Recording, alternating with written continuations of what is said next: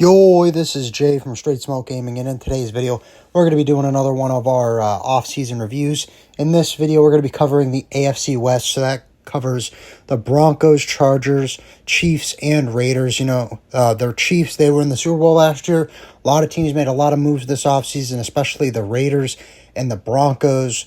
And honestly, I guess the Chargers made some big moves as well, so should be a good video, should be interesting here. Let's go ahead and get started talking about the LA Chargers. So key additions, you got Keenan Allen, Dante Jackson. He's going to be a good secondary guy. Keenan Allen, good vet wide receiver, especially with Lab McConkey there. You're not really leaning on Keenan Allen to be your wide receiver one because McConkey is definitely your wide receiver one. And I think that'll be a good vet because they do also have some young guys like Quinn Johnson.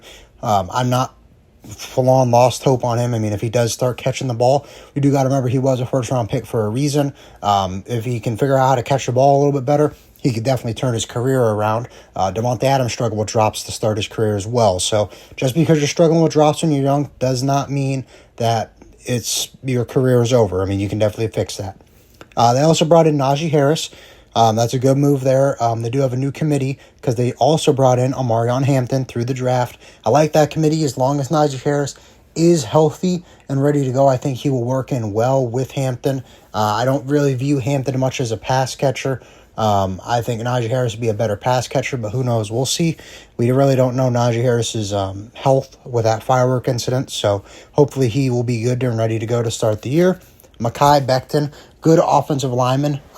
Coming off the Super Bowl champ Eagles, so he should be able to work in well. And they also went and drafted Trey Harris. He's another good young receiver that should work in well on this team.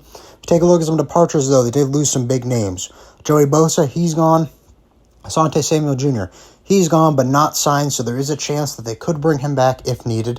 They also got rid of J.K. Dobbins, not too worried there. They replaced him, and they also lost Josh Palmer, not too worried they replaced him. Their previous record was 11-6. As long as they have a plan on defense, because Joey Bosa and Asante Samuel are big hits to the defense, as long as they have a plan there, I think this team could do a lot better. This is one of the tightest divisions in football because the Chargers are starting to figure it out, and so are the Broncos. Taking a look at key adds, you got Evan Ingram. That's awesome. He'll work in well as another option for Bo Nix. They were talking about trying to add another wide receiver, and they didn't really get to do that. Not really a big-name wide receiver. So, turning to tight end with Evan Ingram, that's another good weapon that'll work in well with Courtland Sutton on this team. Dre Greenlaw, solid linebacker, struggled with some injuries the past couple years, but he should be back and healthy and ready to go. So as long as he's healthy, that'll work out well for him. J.K. Dobbins, another good running back, struggled with injuries the past couple years, kind of had a good year last year with the Chargers. So as long as he doesn't get hurt again and he can play like he did last year, I don't see why this would be a bad move for the Broncos. They brought in Huafunga, the safety from the 49ers. So they brought over two defensive players from the 49ers who did have one of the better defenses in football. He should work in well in that secondary. They already got Pat Surtain, so locking that down because they also drafted Jahdae Barron, another good secondary. It's like they really wanted to address the defense because a lot of these guys that they took, at least the big names through the draft and all that stuff, were on defense. So, they already had a good defense. Getting some of these guys to play on the defense, that only makes their defense even better. And then R.J. Harvey, a guy they drafted in the second round, should work in well in that running back room. That door is really open for who could be the starting back. I do think J.K. Dobbins, he's the biggest back in that team, so he would probably end up being the goal line back. But R.J. Harvey, a good, speedy guy, I think there is definitely a spot for him in this offense. And then Pat Bryant, wide receiver, going to need some work, but I've heard good things about him in the offseason at camp. Previous record was 10-7. They didn't really lose anyone important. So, I like the Broncos this year. I think the Broncos will do good. As long as Bo Nix takes that next step, I think they will do better than they did last year with that 10-7 record. Next up, Las Vegas Raiders. Key adds, you got Geno Smith, one of the more accurate quarterbacks in football. Can't complain there. There was definitely a problem at quarterback.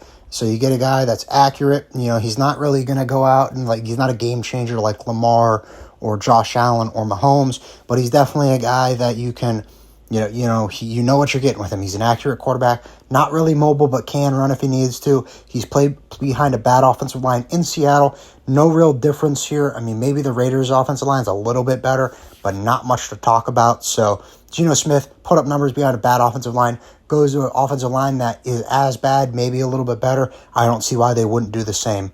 Jermaine Pratt, good defensive lineman, or not lineman, he's a linebacker. I think he led the Bengals in tackles last year. The Bengals cut him for some reason, so he should fit in well on this Raiders defense. Should work out well for him. I like that signing a lot.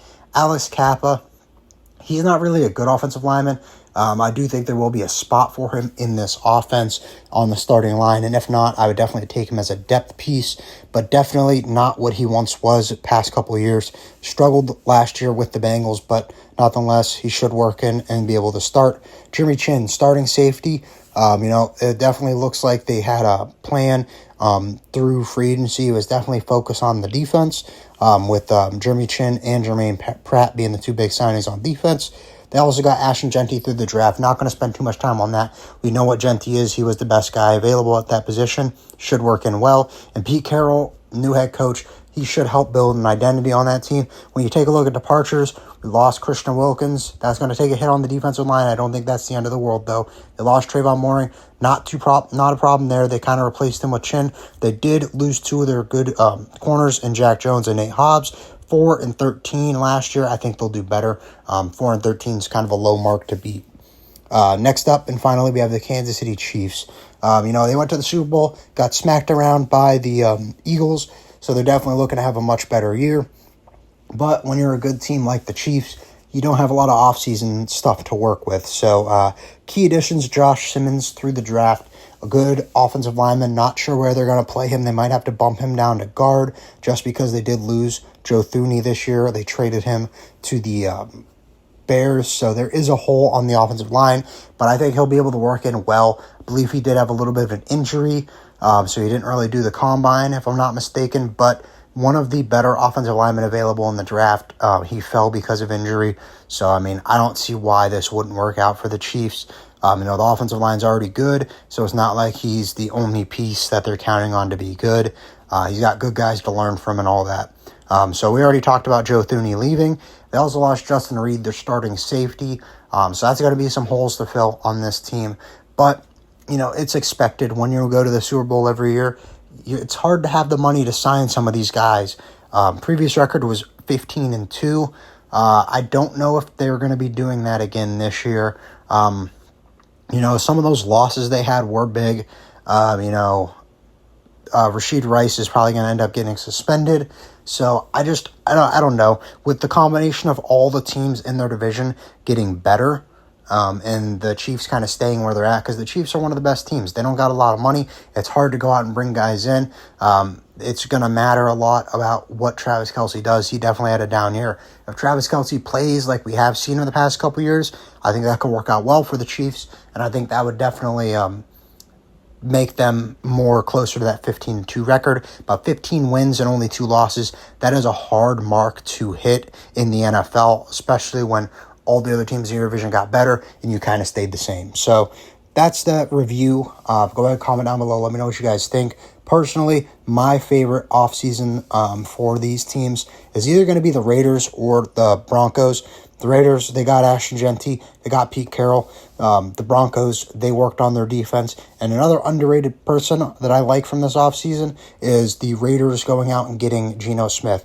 Geno Smith is going to have a good year, mark my words. But that when it comes to this video, that's all we got. So if you enjoyed, please remember to like and sub for more Madden and NFL content. And we'll see you in the next video. Bye, guys.